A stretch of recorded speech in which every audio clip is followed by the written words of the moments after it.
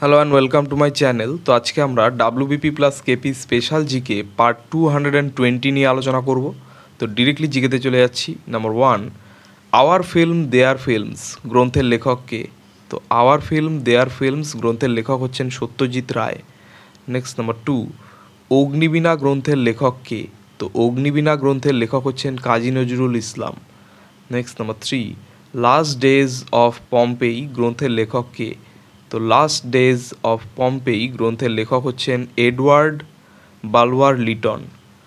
Next number 4, prison diary গ্রন্থের লেখক কে? তো প্রিজন ডায়েরি গ্রন্থের লেখক হচ্ছেন জয়প্রকাশ নারায়ণ। নেক্সট নাম্বার 5, প্রথম বাংলা সাহিত্যের জন্য জ্ঞানপীঠ পুরস্কার কে পেয়েছিলেন? তো প্রথম বাংলা সাহিত্যের জন্য জ্ঞানপীঠ পুরস্কার পেয়েছিলেন তারাশঙ্কর বন্দ্যোপাধ্যায়। নেক্সট নাম্বার 6, প্রথম নারী ও বাংলা সাহিত্যিক হিসেবে জ্ঞানপীঠ পুরস্কার কে পেয়েছিলেন? তো প্রথম নারী ও বাংলা সাহিত্যিক হিসেবে জ্ঞানপীঠ পুরস্কার পেয়েছিলেন আশাপূর্ণা দেবী। নেক্সট নাম্বার 7, পৃথিবীর উচ্চতম হ্রদ কোনটি? তো পৃথিবীর উচ্চতম হ্রদ হচ্ছে আন্দিজ পর্বতে টিটিকাকা হ্রদ। নেক্সট নাম্বার 8, ভিটামিন সি এর রাসায়নিক নাম কি? তো ভিটামিন সি এর রাসায়নিক নাম হচ্ছে অ্যাসকর্বিক অ্যাসিড।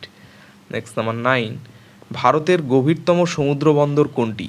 তো ভারতের গভীরতম সমুদ্র বন্দর হচ্ছে বিশাখাপত্তনম বন্দর। নেক্সট নাম্বার 10, বাংলা সাহিত্যের উল্লেখযোগ্য কয়েকটি চরিত্র ও তাদের স্রষ্টা সম্পর্কে আমরা জেনে নেব। দেখে নিচ্ছি। ব্রজদা চরিত্রটি গৌরকিশোর ঘোষের সৃষ্টি। নেক্সট, ঘনাদা প্রেমেন্দ্র মিত্রের সৃষ্টি। নেক্সট, টেনিদা নারায়ণ গঙ্গোপাধ্যায়ের সৃষ্টি। নেক্সট, ফেলুদা সত্যজিৎ রায়ের সৃষ্টি। নেক্সট, হর্ষবর্ধন ও গোবর্ধন শিবরাম চক্রবর্তীর সৃষ্টি। নেক্সট, ঋজুদা বুদ্ধদেব গুহর সৃষ্টি। নেক্সট, কাকাবাবু সুনীল গঙ্গোপাধ্যায়ের সৃষ্টি। নেক্সট, কিরিটি নিহার রঞ্জন গুপ্তের সৃষ্টি। নেক্সট, ব্যোমকেশ বক্সী শরদিন্দু বন্দ্যোপাধ্যায়ের সৃষ্টি। নেক্সট, ভূতনাথ বিমল মিত্রের সৃষ্টি। Next, Harry Potter J K রাউলিংয়ের সৃষ্টি।